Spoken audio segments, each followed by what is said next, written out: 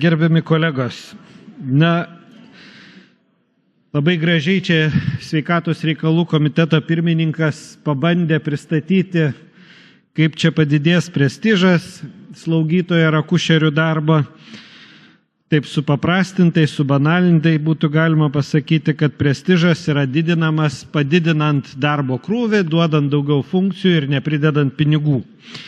Tai nežinau, ar nuo to gali kam nors prestižas padidėti, bet sutinku, kad tam tikras funkcijas ir galimybės slaugytojam atlikti kai kurios darbus reikia suteikti. Tik tai čia turbūt yra ta pati pasikartojanti situacija, kaip ir su gyvenimo įgūdžių ugdymo programa, kada yra paleidžiama kažką daryti, prieš tai nei apmokius, nei parengus tam tinkamą medžiagą.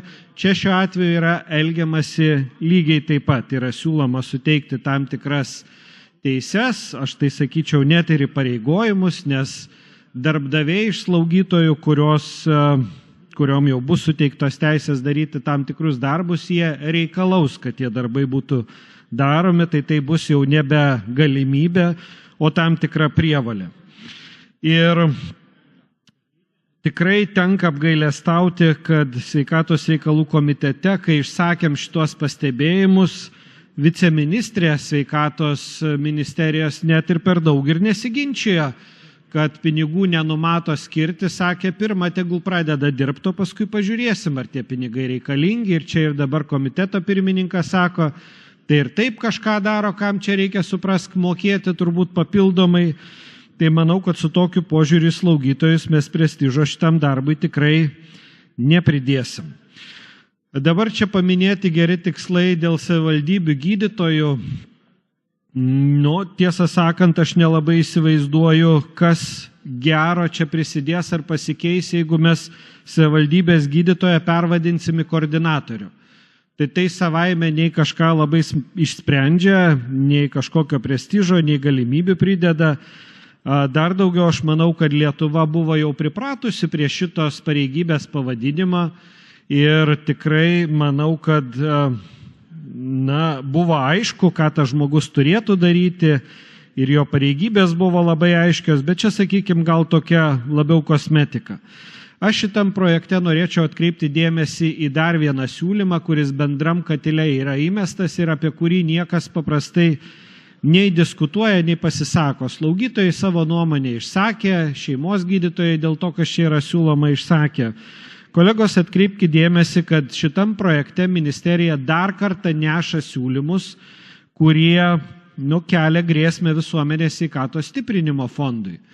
Ir šitais siūlymais ministerija savotiškai pripažįsta, kad jinai neturi vadybinių gebėjimų su to fondu tvarkytis ir siūlo, kad metų pabaigoje lėšos, kurios bus nepanaudojamos šitam fonde, būtų skirtos ministerijos tam tikrų finansinių skylių užkamšymui. O ką tai reiškia? Tai reiškia, kad gali ir nepersistengti su tais vadybiniais gebėjimais ir ten, kur pinigų ir taip trūksta visuomenės sveikatai, gali tuos pinigus ir toliau nelabai naudoti.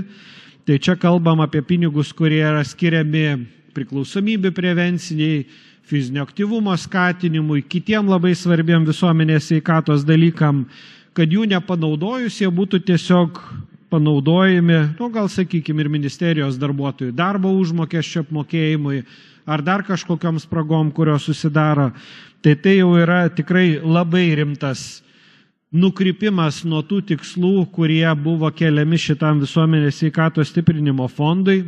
Ir tie, kurie gal Seime esam šviežesni politikai, neatsimenam tų batalijų ir kaip buvo sudėtinga iškovoti, kad tas visuomenės sveikatos stiprinimo fondas apskritai atsirastų. Ir ministerija čia prieš tai jau buvo nešusi siūlymus, kad naikinti šaltinius, nurodant, iš kur jisai yra surenkamas. Tai tikrai, kolegos, siūlyčiau nepalaikyti šito įstatymo projekto, nes, kaip ir sakiau, čia yra keliama grėsmė ne tik tai dėl tam tikrų darbo užmokesčių, bet ir būtent šitam fondui. Ačiū.